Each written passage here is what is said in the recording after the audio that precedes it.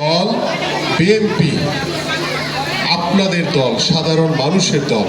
আমাদের রাজনীতি হচ্ছে আপনাদেরকে কেন্দ্র করে, আমাদের রাজনীতি হচ্ছে আপনাদের সমাজের, আপনার পারিবারিক যে সমস্যাগুলো রয়েছে সেই সমস্যাগুলো সমাধান করা হচ্ছে আমাদের মূল লক্ষ্য। সেই লক্ষ্য নিয়ে আজকে আমরা যে ফ্রি মেডিকেল ক্যাম্প ইতিমধ্যে শুরু হয়ে গেছে, এখানে অনেকেই রয়েছেন যারা ইতিমধ্যে ডাক্তার দেখিয়েছেন। আপনাদের জন্য এটি বিকাল পর্যন্ত চলবে এবং আমরা আগামী সপ্তাহ থেকে ইনশাআল্লাহ প্রতি শনিবার আমাদের 2 নম্বর ওয়ার্ড এবং 3 নম্বর ওয়ার্ডে এবং 6 নম্বর ওয়ার্ডেও আমরা ইনশাআল্লাহ চলমান রাখার চেষ্টা করব। এবং আমাদের স্কুলের ভিতরেও অনেক রোগী তারা সেখানে ডাক্তারি চিকিৎসা নিচ্ছেন এবং পর্যায়ক্রমে আমাদের যারা এখানে বসে আছেন আপনারাও যাবেন। আমাদের মোটামুটি সব বিভাগেরই ডাক্তার এখানে রয়েছে। যদি অন্য কোনো বিভাগের প্রয়োজন হয় আজকের পরে ইনশাআল্লাহ আগামী সপ্তাহ থেকে সেই বিভাগেরও একজন ডাক্তার প্রদান করা হবে ইনশাআল্লাহ। প্রিয় নেতৃবৃন্দ, প্রিয় উপস্থিতি, আমার প্রিয় এলাকাবাসী, আমি আপনাদের এলাকার সন্তান। আমি পল্লবী স্টার হাউসিংয়ে রূপনগর টিনশেডে বড় হয়েছি।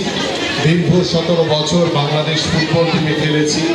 বাংলাদেশের মানুষের জন্য চেষ্টা করেছি সুনাম বয়ে আনার জন্য। আমি এখন বাংলাদেশ জাতীয়তাবাদী দল বিএনপির একজন ক্ষুদ্র কর্মী হিসেবে কাজ করে চলেছি এবং আমার কাজের মূল লক্ষ্য হচ্ছে আপনাদের জন্যই সবকিছু করা। আপনারা যদি ভালো থাকেন তাহলে আমি ভালো থাকবো, আপনারা সুস্থ থাকলে আমি সুস্থ থাকবো, আপনারা যদি সকল নিজেদের পরিবারগুলোকে নিয়ে ভালো থাকেন আমিও ভালো থাকবো। আমার মূল লক্ষ্য হচ্ছে আপনাদের ভালো থাকাটা হচ্ছে আমার কাছে সবচেয়ে বেশি জরুরি। কারণ আমি রাজনীতি করি শুধু আপনাদের জন্য। আপনাদের পাশে থেকে যদি আপনাদের উপকারে, সেটা ছোট হোক বড় হোক, আমি যদি আমার জন্য এটা নৈতিক দায়িত্ব, সেই দায়িত্ব থেকে আমি আপনাদের পাশে এসে দাঁড়িয়েছি। আল্লাহ যতদিন আমাকে বাঁচিয়ে রাখে ইনশাআল্লাহ আমি আপনাদের পাশে থাকবো।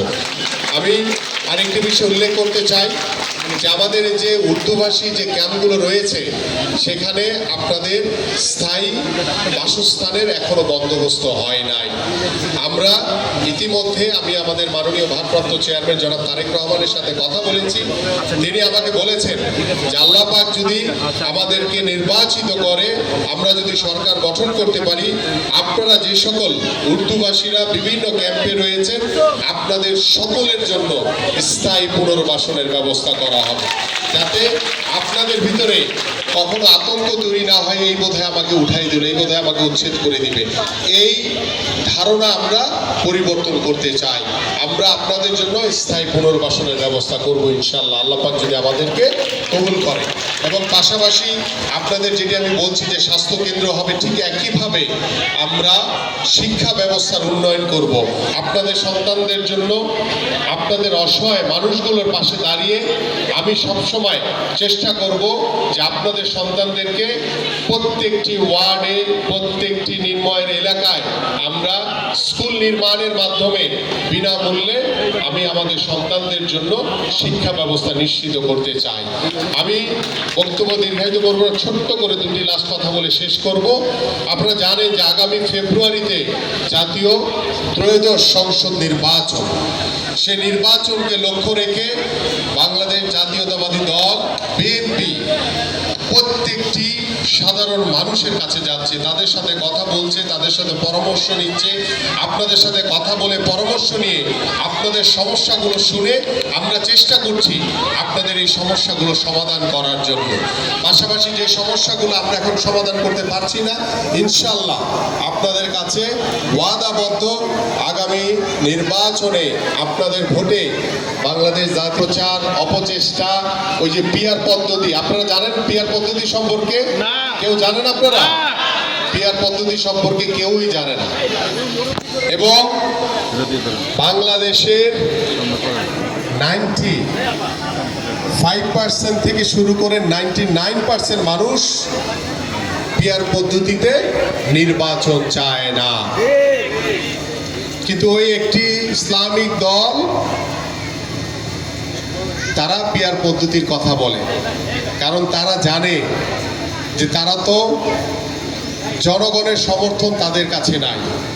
তারা বিভিন্ন প্রক্রিয়ার ভিতরে বিভিন্ন অপপ্রচার করে আরেকটি বিভিন্ন দলের বদনাম করে তারা চেষ্টা করে কিভাবে নিজেদের ভালো জায়গা তৈরি করা যায়। বাট এইভাবে কি ভালো জায়গা তৈরি করা যায়? আরেকজনের ক্ষতি করে কখনো নিজের উপকার হয়? কখনো উপকার হয় না, কারণ এটা সিদ্ধান্ত আপনারা দিবেন। আমরা দেখেছি বিভিন্ন জায়গায় ওই ইসলামিক দল ভোট চাওয়ার নামে বিভিন্ন বিশৃঙ্খল পরিবেশ তৈরি করছে। তারা বিভিন্ন বাসায় যাচ্ছে, আপনাদের বাসায় যাচ্ছে, গিয়ে বলতেছে যদি তাদেরকে ভোট দেন তাহলে জান্নাত কনফার্ম। নাউজুবিল্লাহ, এটা হতে পারে কখনো? এই জন্য আপনাদের সতর্ক থাকতে হবে। তারপরে বিভিন্ন জায়গায় তাফসিরের নামে গিয়ে মসজিদে মসজিদে রাজনৈতিক আলোচনা করা হয়। এটা কখনো মসজিদ কখনো রাজনৈতিক আলোচনার জায়গা না। মসজিদ আল্লাহর ঘর, সেখানে শুধু ইসলামের কথা হবে, কোনো রাজনৈতিক কথা হবে না সেখানে। আমাদের সতর্ক